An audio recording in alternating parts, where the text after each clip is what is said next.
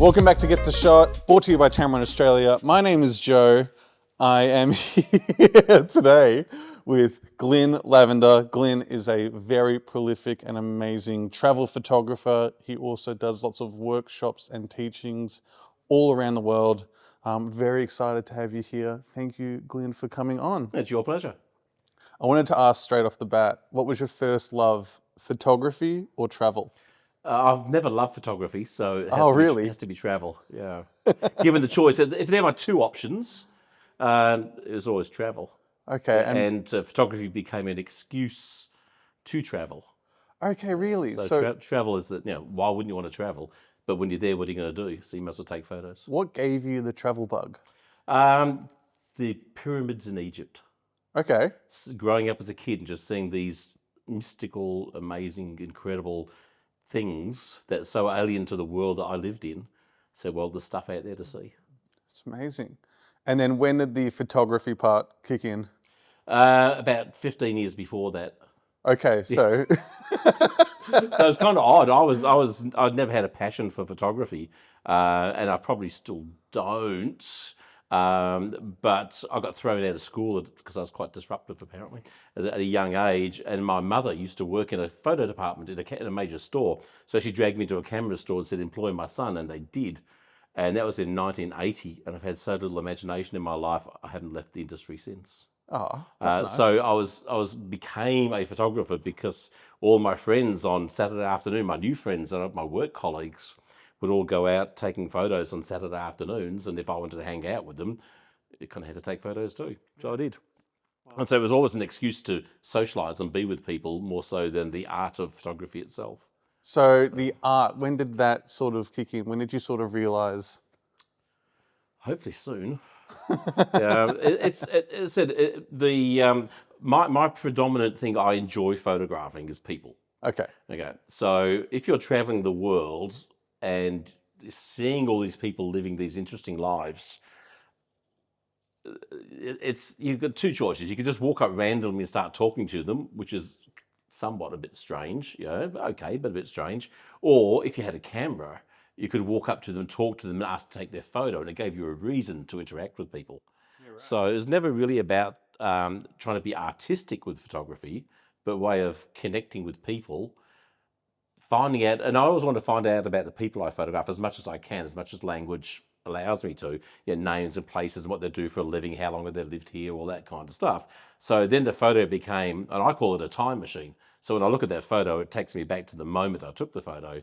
I remember the names, I remember the places, I remember the sounds and the smells. I was actually saying this to an ex-girlfriend. She had a photo of her and a friend in Ireland. She had a photo of her and an ex-boyfriend. Exactly, yeah. Her and her friend in Ireland, and I'm like, well, isn't that amazing? Because I look at that photo and I see, a nice photo of you and your friend, but you can see that, you can remember the wind, you can remember the smells, you can remember... Is this why she's an ex-girlfriend? Because she remembered how good he was in that photo by comparison. And so, well, dude, I'm sorry, but I'm out. That can happen, Maybe.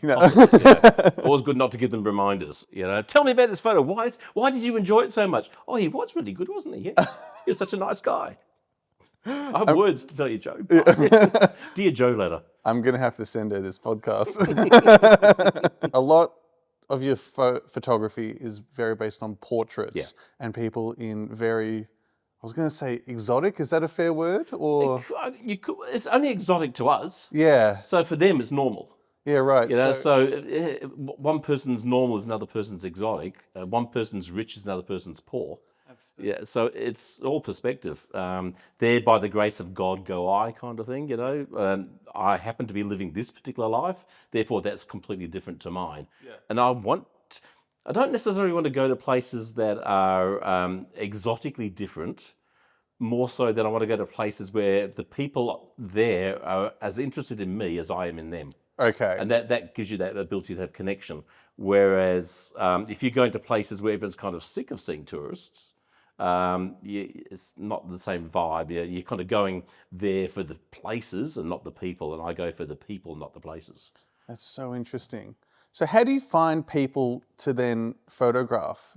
I have, well, and you go to a place like India, there's 1.3 billion of them. It's hard to miss Oh, just a people. few, yeah. Yeah, it's hard to miss people there. And I would say this to anyone who's reticent to photograph complete strangers, and that's go to a place like India, because they will call you over and demand you take their photo. So you kind of have no choice but to take photos of people because they expect it of you.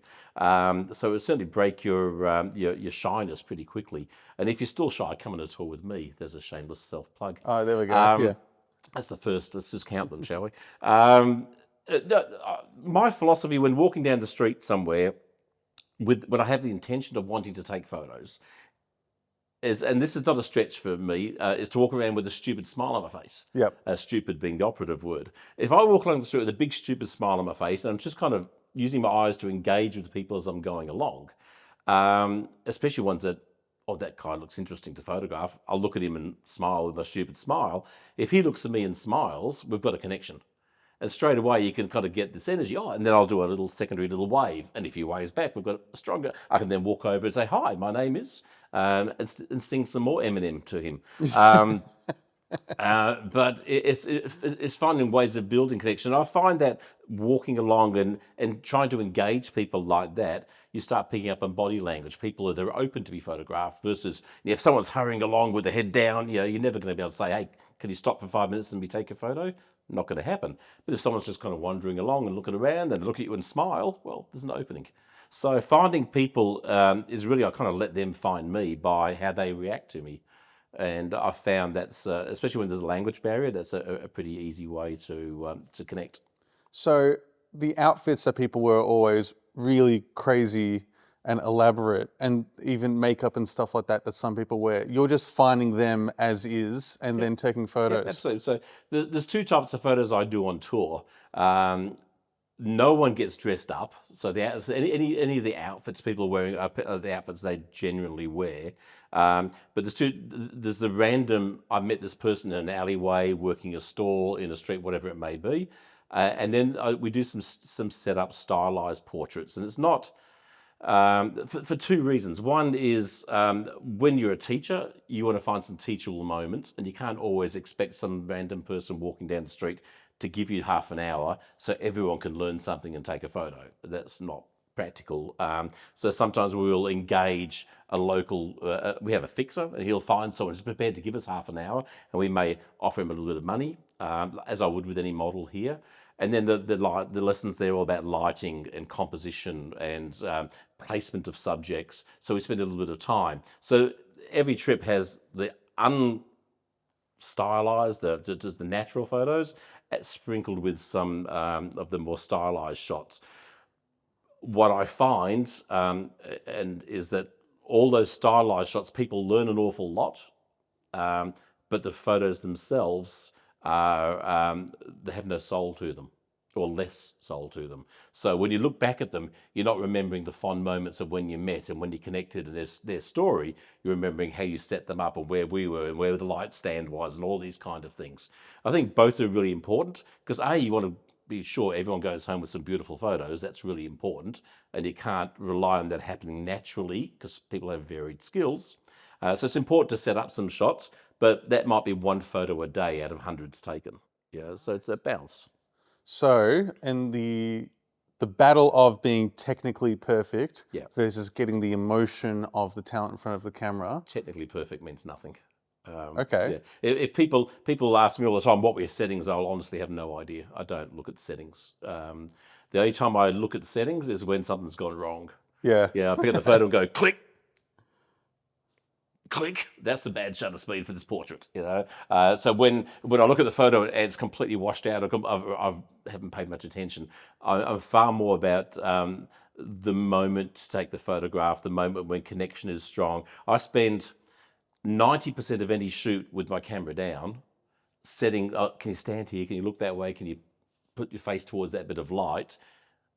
Or through my fixer, asking him to explain all that sort of stuff, getting everything set up so we're solving problems. And then I'm also working out what lens should I be using, what angle do I need. This is all going whilst I'm setting them up. And then I walk back and I'll take 2, maybe 3 shots.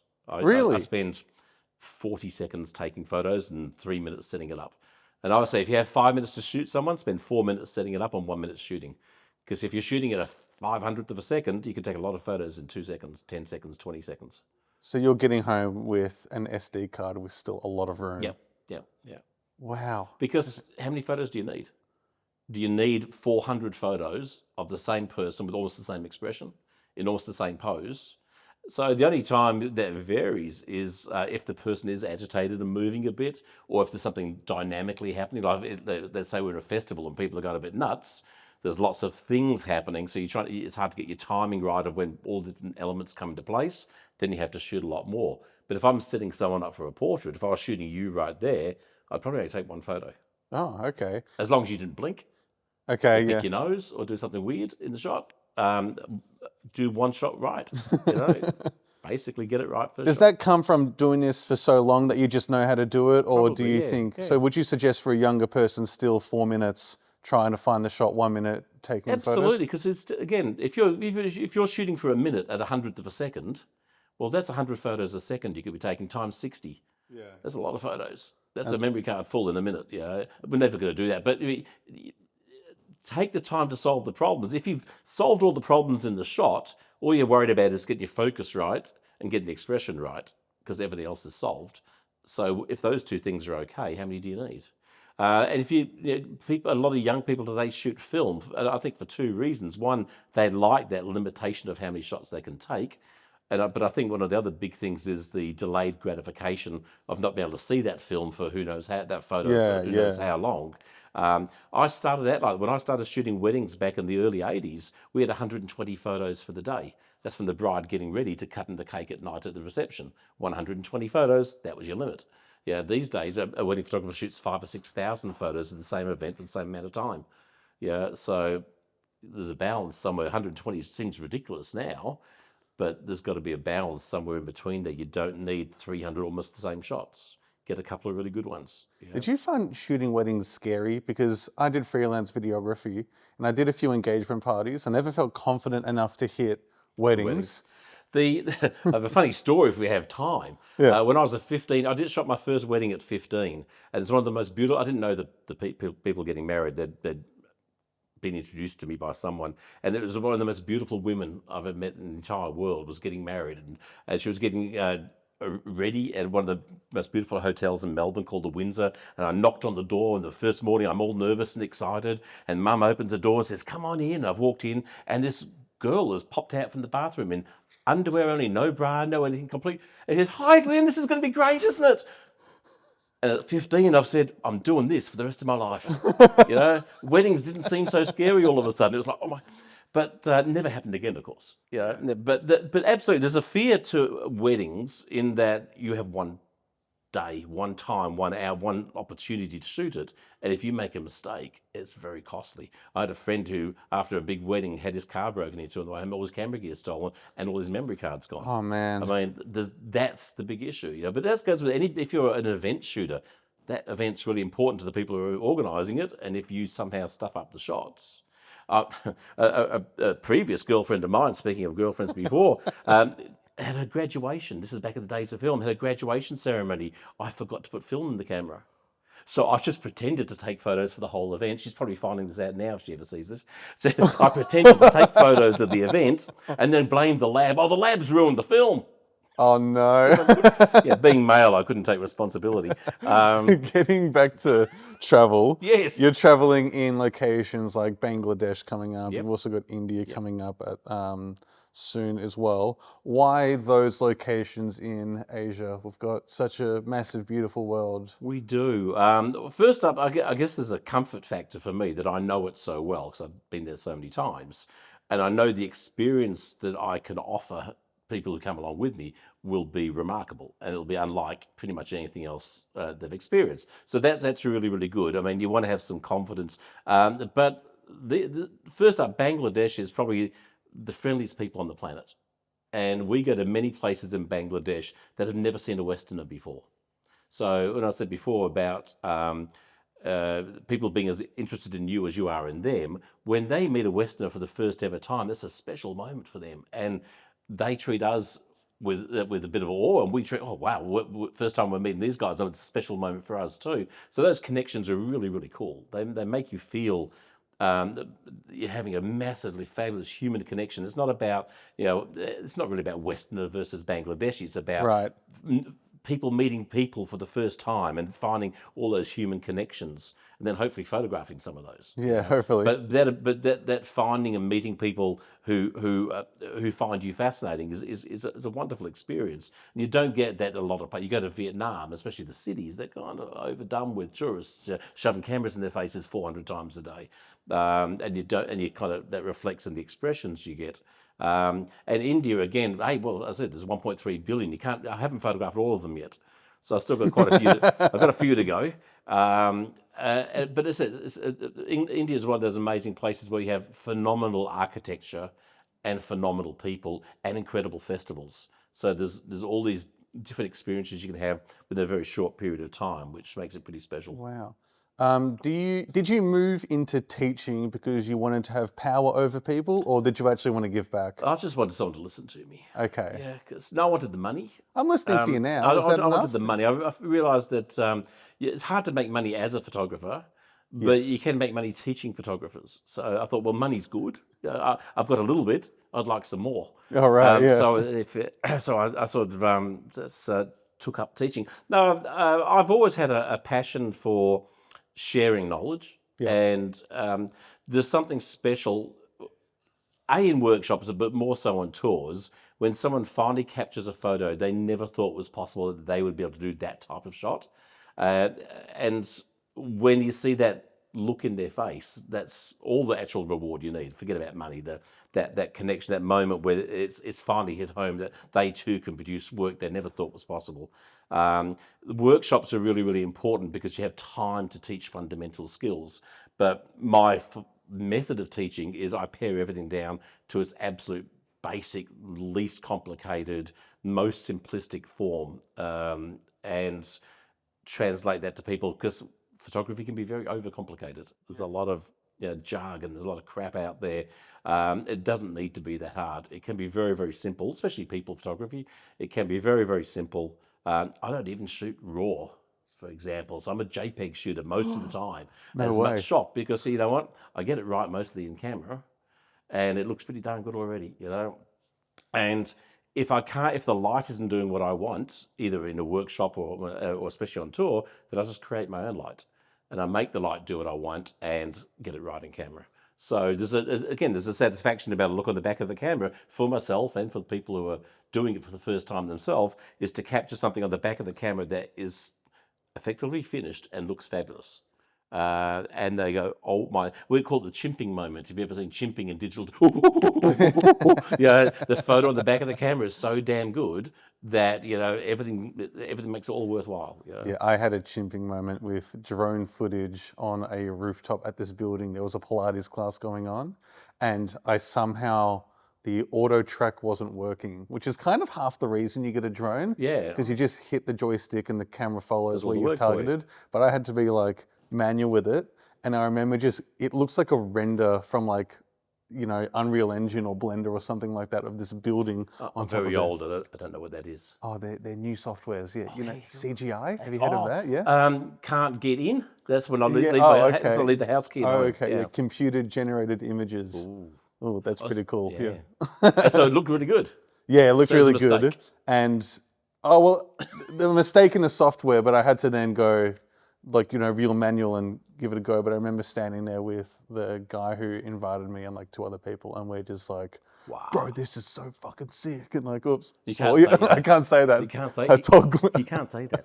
I told Glynn not to swear, but So that's 1-0. Just if we're keeping score, let's keep that on the bottom corner next to the watermark. We do the dad jokes, trying to make laughing a little. Oh yeah, joke yeah. contest. I've seen those guys. Yeah. We could do that. Okay, you've got aspirational people, they're wanting to learn photography and you're teaching them. What is more important, a drive to take photos or having good equipment? Equipment means nothing. Go Google photos 1920 and look at some of the amazing photographs taken in 1920, and then do 1950, and then do 1970, do 1990, do 2000, and the most base model camera available right now is better than any of those. So gear is not important. Knowing how to shoot is more important. Knowledge is power, not gear. We're a want society. We want the best, the biggest, the brightest, sometimes the most expensive. But humble gear does just as good. Maybe not quite as sharp. There's nuances, and there's if you do lots and lots of low light shooting, then the type of camera you shoot with is probably important. If you spend all your time in bright blazing sunshine, then maybe it's not as important. So gear is less important than understanding. Understanding how to use the gear, but more importantly, how to use light, how to use shadows, times of day to shoot. Storytelling is really important. What am I trying to say in this photograph? Because if everything's technically perfect, the photo's boring. It's still just a boring photo. So, have you done it all, or is there still something that you want to do? People often ask me what's my favourite photo, and I always say my next one. Because for me, as I said, I don't necessarily have a massive passion for photography. If I lost all of my photos, I wouldn't care. If my hard drive failed, I lost every photo, it wouldn't worry me. You care a little bit. Not in the slightest. Are you serious? Yeah, I don't care about them. If I lost the photos of my family, I'd be distraught, because that's what's actually important to me. But the photos I've taken to this point, I don't really care about. They're teaching moments. I use them in talks, and I use them in teaching, and showing off on social media. That's kind of it. But the going out and doing, I say this all the time, if the going out and taking photos isn't joyful enough, doesn't fill you enough with joy and happiness, the photos never will. The experience of actually shooting has got to almost be enough. And that's what I love. I love hey, I'm going to this place and I'm going to be shooting for 14, 15, 16 straight days. That's what I look forward to. Amazing. And I think, if we get some good photos, it's a bonus. My goal is 6 to 10 photos that I love every year, and I rarely make that many. And you probably take that many as well. I take a lot of photos, but the thing is, and this has been held true for many years, ever since social media started. The 6 to 10 photos that I love every year, no one else likes. So I put my favourite photos online, and I get crickets. And I put a photo, that'll do. Oh, what a great photo, blah, blah, blah, blah, blah. Yeah. The stuff that I really love seems to only resonate with me, and that's cool. Yeah, that's I remember Liam Gallagher, they asked, what's your favourite Oasis song, or top 3? And he says, the most streamed songs are probably this, this, and that, but my top 3 are this, this, and that. Yeah. And I think it's an artist thing, to where your favourite is often not what's the crowd favourite. It's something I've talked to many photographers about, and they say exactly the same thing. The photos that resonate the most with them. And the thing is, especially with travel and cultural photography, there's so much around the experience of shooting the shot that goes into what you see when you look at the shot that no one else sees because they weren't there. So they will never hear the sounds and the smells and the feels and the vibe. So that does add a lot to it. But the photos I love are technically very, very good, and they're lit beautifully, and the subject matter is really interesting. But there's just something about them that doesn't resonate as much as other ones do. I don't know if I care or not about that. If I worry enough to want to find out why, or if I'm happy just to leave it that way, that the photos I love the most, no one else seems to like. It's kind of weird. Wow.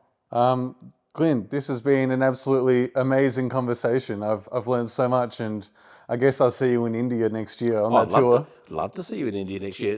Tamron paying? Oh, I don't know. Well, they're not paying me. No, but if anyone wants to find out info on my tours, just drop me a line on my workshops. I travel for food, so if anyone wants to pay me to come do workshops for you, we do that too. I've got someone you should meet. I'll tell you after the pod. Beautiful. But I'll say this. I always say on podcasts that people seeing me for the first time, will follow me on social media. But if you ever have any questions, just drop me a line. I'm always happy to. I'm male. I've got an opinion on everything, and I'm always happy to share it. But if anyone ever has a question, or if you go into India and you're unsure about something, reach out and ask. I'm happy to give advice where I can.